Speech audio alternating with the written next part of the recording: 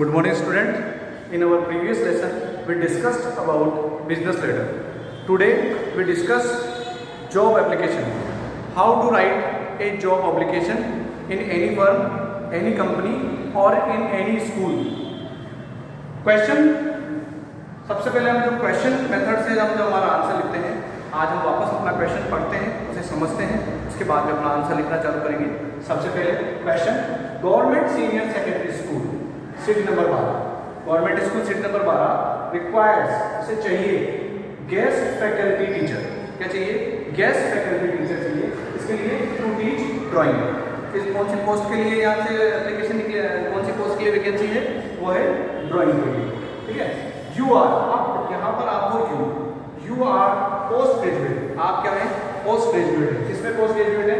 With BEd and eligible candidate for the post. तो आप post graduate हैं, respected subject में आप पोस्ट ग्रेजुएटेड हैं और आप इसके लिए, इस पोस्ट के लिए अपने आप को एलिजिबल मानते हैं, इसलिए आपको एक एप्लीकेशन इसमें लिखनी है।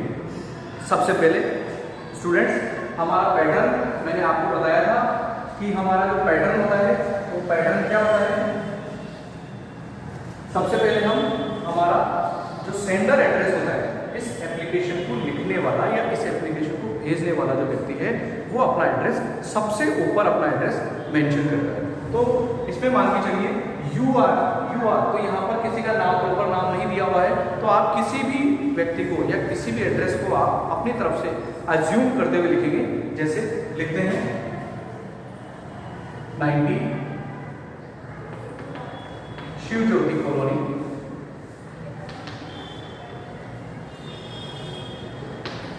टोंक। मान के चलिए हम यहाँ टोंक से एड्रेस लिख रहे हैं, तो ये हमारा क्या हो गया? एक एड्रेस हो गया कि 19 शिव ज्योति कॉलोनी टोंक। ये address sender address. Sender address के जस्ट बाद में मैंने आपको बताया था हमें क्या लिखना है? कोई ना कोई इस लेटर को लिखने की एक डेट मेंशन करनी है और जिस तारीख को हम ये लिखना चाह रहे हैं, तो चलिए हम आज ही लिखते हैं। तो इसे लिखते हैं 22 अगस्त 2020। ये हमारी डेट मेंशन होगी।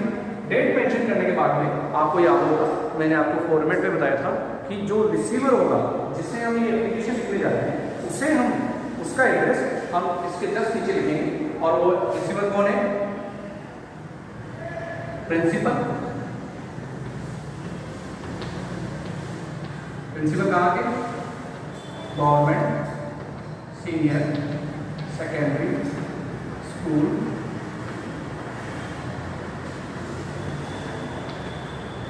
City number 12 Tonk. ये हमें कहाँ से मिला? प्रश्न से मिला। तो हमारी तीन चीजें हो चुकी है, receiver, sender address, date and receiver address. इसके बाद में हमें सब्जेक्ट लिखना होगा। सब्जेक्ट आप देखिए, प्रश्न में से हम ढूंढेंगे तो हमें सब्जेक्ट प्रश्न में से मिलेगा। एप्लीकेशन लगानी है, जॉब एप्लीकेशन लगानी है, और जॉब एप्लीकेशन किस बात की है? For the post of drawing teacher. तो हम यहाँ पर सीधा लिखेंगे application for the post of drawing teacher. Drawing teacher की पोस्ट के लिए जो वैकेंसी की है, उस पोस्ट के लिए हम ये एप्लीकेशन लगाने जा रहे हैं। तो हमारा यहाँ पर हमें सब्जेक्ट में मिल गया। अब सब्जेक्ट के बाद में मैंने आपको बताया था, आपको याद होगा, इस सब्जेक्ट के जस्ट बाद में हम क्या देते हैं? एक सैल्यूटेशन देते हैं। तो सैल्यूटेशन क्या होगा? अब स्कूल के लिए सैल्यूटेशन लिख रहे हैं, तो हमारा सैल्यूटेशन यहाँ पे सीधा सा सिंपल अक्षरों में होगा सर। इसके अलावा भी कुछ नहीं होगा, सीधा सा सिंपल हमारा सैल्यूटेशन होगा सर, या हम चाहें तो इसे रेस्पेक्टेड सर भी कर सकते हैं, लेकिन सर ही उचित होगा। उसके बाद में क्योंकि जॉब एप्लीकेशन के लिए, जॉब एप्लीकेशन जब भी हम मेंशन करेंगे, जॉब एप्लीकेशन देखिए किसी न किसी अखबार में दी हुई होती है, कोई ना कोई ऑफिस या किसी न किसी स्कूल से जो जॉब है, जॉब के लिए जो वैकेंसी है वो अखबार में उसका एडवर्टाइजमेंट दिया होता है। तो हमें जो हवाला देना है, हमारी जो पहली लाइन होगी आंसर की, वो क्या होगी? यहाँ से लिखना चालू करेंगे दिस इज, इसे आप याद कर लीजिए। ये जो स्टार्टिंग में 2 या 3 लाइनें हैं, ये हमें एज इट इज हमारे जॉब एप्लीकेशन में लिखनी पड़ेगी। और वो क्या है? This is with the reference of your advertisement।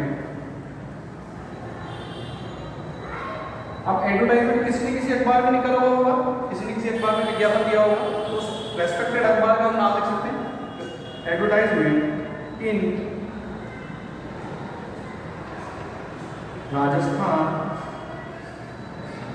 पत्रिका, जैसे हमने अखबार का नाम ले लिया, अखबार राजस्थान पत्रिका में आपका ये जो एडवर्टाइजमेंट था वो निकला हुआ था ऑन। अब हम यहाँ पर एक डेट भी अगर मेंशन करना चाहे तो हमें ध्यान रखना होगा कि हम ये लेटर 22 तारीख को लिख रहे हैं, तो ये एडवर्टाइजमेंट उससे 1-2 दिन पहले निकला हुआ होगा, तो हमें यहाँ पर क्लियरली मेंशन करना है 20 अगस्त। अभी एडवर्टाइजमेंट किस लिए निकला? For the post of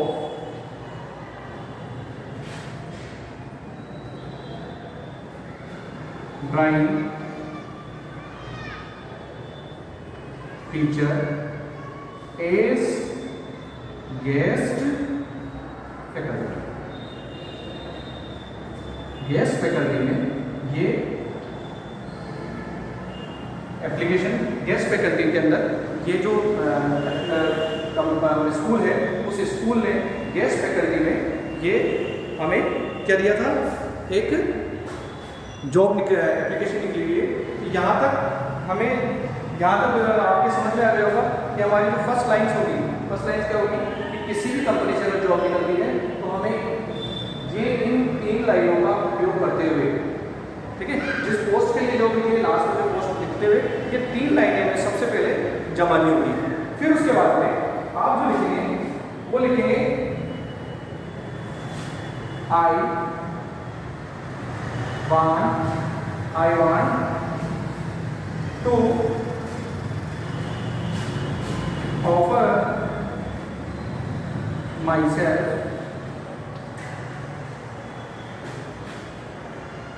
want to offer myself as a candidate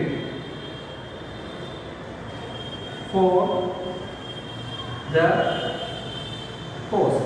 इस पोस्ट के लिए मैं अपने आप को एज ए कैंडिडेट, मैं अपने आप को यहाँ पर प्रस्तुत आपके सामने करना चाहता हूँ, या अपने आप को एज ए कैंडिडेट मैं ये एप्लीकेशन लिख रहा हूँ।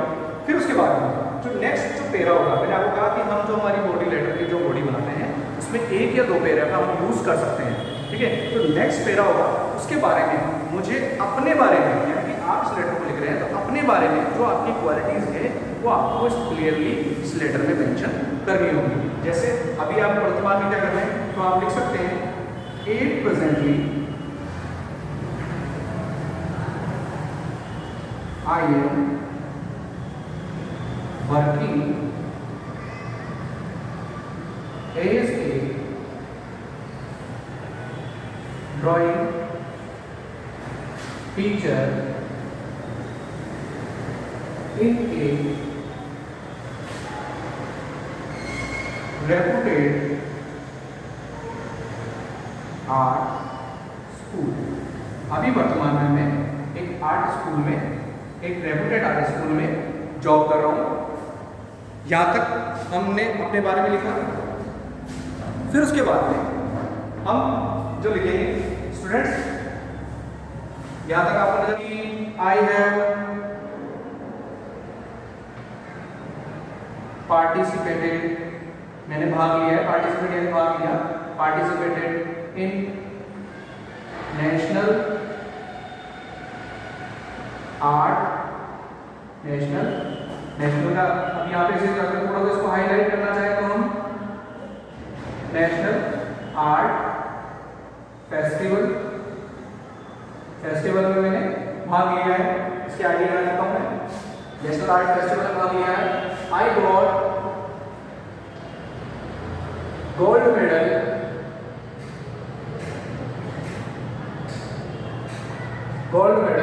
in 2019 for best drawing. अच्छी सी ड्राइंग के लिए मैंने क्या लिया, गोल्ड मेडल भी प्राप्त किया हुआ है। तो ये मेरी कुछ क्वालिटीज थी जो मैंने अपने लेटर में मेंशन किए। लास्ट में हम जो लाइन लिखेंगे वो जो लाइन हमारी क्या होगी, हम बिल्कुल क्लियरली इस लाइन को यहाँ पर लिखेंगे, आई अश्योर यू। अश्योर, मैं आपको अश्योर करता हूँ इस बात के लिए, मैं आपको ये बात बताना चाहता हूँ। I assure you my, assure you of my best services. ठीक है, ये लाइन हम लास्ट में दे सकते हैं कि मैं आपको अपनी बेस्ट सर्विस के लिए आपको अश्योर करता हूँ। फिर उसके बाद हम यहाँ लिखेंगे आई अटैच। अटैच माने मैंने लगा दी है, आई attach my resume with application. मेरी जो एप्लीकेशन के साथ में मेरा जो रिज्यूम है वो मैं इसके साथ में अटैच करता हूँ। ठीक है, तो यहाँ पर हमारी ये जो एप्लीकेशन की जो बॉडी है वो कंप्लीट हो जाएगी। उसके बाद में हमारा एक सब्सक्रिप्शन होगा, और वो सब्सक्रिप्शन क्या होगा, योवर्स फेथफुली। अब क्वेश्चन में हमारा नाम नहीं दिया हुआ है, सिर्फ यू लिखा हुआ है सेकंड पर्सन में, तो हमें यहाँ पर क्या करना है, कोई भी नाम अज्यूम करके हम यहाँ लिख सकते हैं, जैसे मैंने लिखा कन्विश। तो यहाँ तक हमारा एक लेटर जो था, लेटर कंप्लीट हो चुका है। लेकिन इस क्वेश्चन में हमें ये चीज़ ध्यान देने वाली बात है कि जॉब एप्लीकेशन जब हम कहीं लगाने जा रहे हैं तो हमें यहाँ पर हमारा रिज्यूम भी हमें यहाँ पर लगाना पड़ेगा। अब काम की बात यह है कि कई बच्चे 12 पास आउट होने के बाद भी या ग्रेजुएशन तक भी आने के बाद भी कई बार परेशान होते हैं, सर हम हमारा रिज्यूम कैसे बनाएं। तो रिज्यूम बनाने का बिल्कुल सही तरीका, बहुत सादा तरीका, मैं आपको सादा बिल्कुल सिंपल अक्षरों में वो तरीका बताता हूँ रिज्यूम कैसे बनाया जाए। रिज्यूम में बेसिक जो आप अपनी क्वालिटीज रखते हैं उसके बारे में हमें रिज्यूम में मेंशन करना होता है। जैसे आप लिखेंगे सबसे पहले आपका नेम रमेश सिंह, फिर उसके बाद में जस्ट आप लिखेंगे फादर्स नेम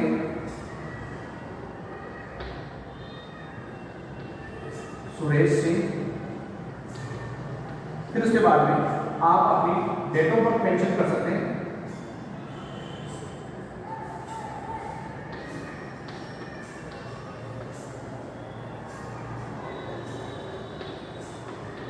फिर उसके बाद में जो चीज मेंशन करने की होती है, आप लिखना चाहें नेशनलिटी।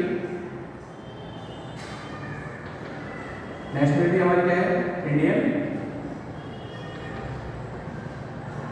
हम यहाँ पर हमारा सेक्स लिंग भी बता सकते हैं, तो सेक्स में हम मेल। मैरिटल स्टेटस भी हम यहाँ पर बताना चाहें, मैरिटल यानी वैवाहिक स्टेटस जो है वो भी हम यहाँ पर देना चाहें तो यहाँ दे सकते हैं मैरिड या अनमैरिड। इसके बाद में आपको यहाँ पर लास्ट में क्या देना पड़ेगा, आपकी जो क्वालिफिकेशन है वो आपको यहाँ पर क्लियरली मेंशन करनी पड़ेगी, और वो उसे कैसे लिखिए, एजुकेशनल क्वालिफिकेशन। ठीक है, एजुकेशनल क्वालिफिकेशन। अब यहाँ पर मैं आपको बताना चाहूँगा कि एजुकेशनल क्वालिफिकेशंस किस प्रकार से लिखी जाए। आप एक बार इसे यहाँ तक उतार लीजिए। मैं एजुकेशनल क्वालिफिकेशन आपको एक टेबुलेशन के माध्यम से बताऊंगा, एक बार आप इसे यहाँ तक उतार लें। देखिए किस प्रकार से लिख सकते हैं एजुकेशनल क्वालिफिकेशन। सबसे पहले आप यहाँ पर लिखेंगे बोर्ड, क्लास या एग्जाम। ठीक है, नेक्स्ट हमारा जो टॉपिक होगा, नेक्स्ट हमारा जो होगा, नेक्स्ट जो कॉलम में हम लिखेंगे वो होगा स्कूल, बोर्ड, कॉलेज। इस प्रकार से लिख सकते हैं। और तीसरा जो कॉलम में हम लिखेंगे वो लिखेंगे मार्क्स ऑब्टेन या परसेंटेज, परसेंटेज ऑब्टेन, यानी कि हमने कितनी परसेंटेज इसमें प्राप्त की। ठीक है, इसको स्केल की सहायता से, आपके पास में स्केल होगा, स्केल की सहायता से हम एक टेबल के रूप में बनाएंगे।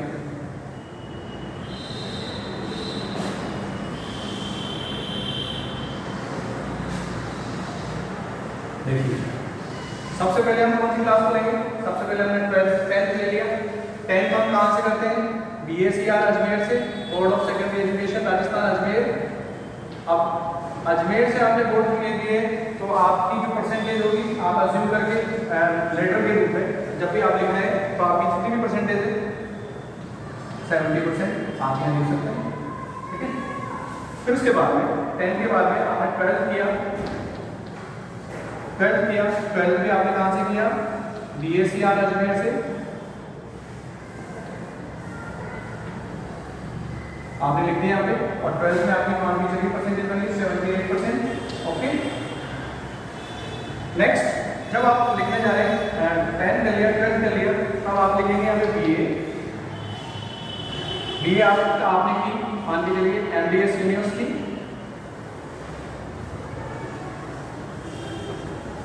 MDS यूनिवर्सिटी अजमेर, ये भी अजमेर में है। और आपने BA किया तो आपकी यहाँ पे परसेंटेज जो भी परसेंटेज लिखना चाहे आप 65%, ठीक है। फिर उसके बाद में आपने क्लियरली देखो, आपने क्वेश्चन में लिखा you R post graduate with BA, post graduate यानी कि आप MA भी हैं, तो आप यहाँ पर लिखेंगे MA। अब MA एक्चुअली क्या होता है? पार्टिकुलर सब्जेक्ट में होता है, तो हम यहाँ पर लिख देंगे सब्जेक्ट ड्राइंग। MA ड्राइंग, आपने MA ड्राइंग किया MDS यूनिवर्सिटी से।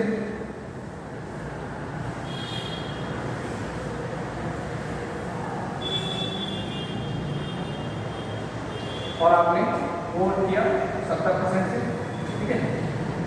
फिर उसके बाद में क्वेश्चन में BEd भी दिया हुआ है क्वालिफिकेशन में, तो हम यहाँ पर BEd भी लिख देंगे। BEd हमने किया राजस्थान यूनिवर्सिटी से।